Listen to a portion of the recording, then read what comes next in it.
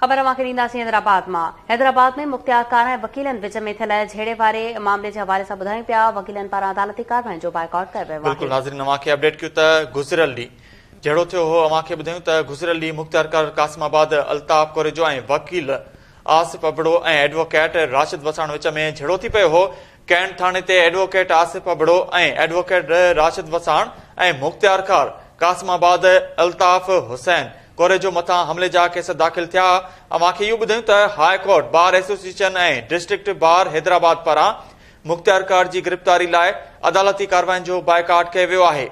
अवांखे अहम ख़बर ॾियूं हैदराबाद खां त मुख़्तियार कार ऐं वकीलनि विच में थियल झेड़े वारे मामले बाबति ॿुधायूं त वकीलनि पारां अदालती कार्रवाइयुनि जो बाइकॉट कयो वियो आहे।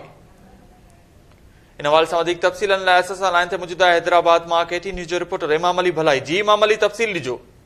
जी काज़ी राबिल, हैदराबाद में मुख़्तियार कार ऐं वकीलनि में झेड़े वारो मामलो आहे। हिक ॿिए ख़िलाफ़ केस दाख़िल थिया आहिनि। अदालती कार्रवाइयुनि जो बाइकॉट कयो वियो आहे। गुज़िरियल ॾींहुं मुख़्तियार कार कासिमाबाद अल्ताफ़ कोरेजो ऐं वकील आसिफ अबड़ो ऐं एडवोकेट राशिद वसाण में ॾंद चकड़ बैदि झेड़ो थी पियो हो। कैंट थाणे जे हद में ॿिन्ही वकीलनि जेको आहे हिक ॿिए ते जेको आहे केस दाख़िल कया आहिनि। एडवोकेट आसिफ अबड़ो एडवोकेट राशिद वसाण ते मुख़्तियार कार कासिमाबाद अल्ताफ़ हुसैन कोरेजो मथां हमले जो केस दाख़िल कयो वियो आहे। जॾहिं त अॼु अदालती कार्रवाइयुनि जो पिणु बाइकॉट कयो वियो आहे, जिते जनरल सेक्रेटरी अल्ताफ़ शकल एवान, अयाज़ सुनियो, मोहम्मद आसिफ शेख, अब्दुल वहाब मुंशी ॿिया थाणे ते पहुचण खां पोइ अॼु मुख़्तियार कार कासिमाबाद अल्ताफ़ कोरेजो ते केस दाख़िल करायो वियो। जॾहिं त high court bar association, district bar association Hyderabad ऐं मुख़्तियार कार जी गिरफ़्तारी लाइ अॼु अदालती कार्रवाइयुनि जो बाइकॉट कंदे वर्क जेको सस्पेंड कयो वियो आहे। जॾहिं त वकीलनि ते तशदुद वारे वाक़े जी मज़म्मत सां जॾहिं त उन वारे सां वकीलनि ख़िलाफ़ कूड़ो केस दाख़िल कयो वियो आहे। मुख़्तियार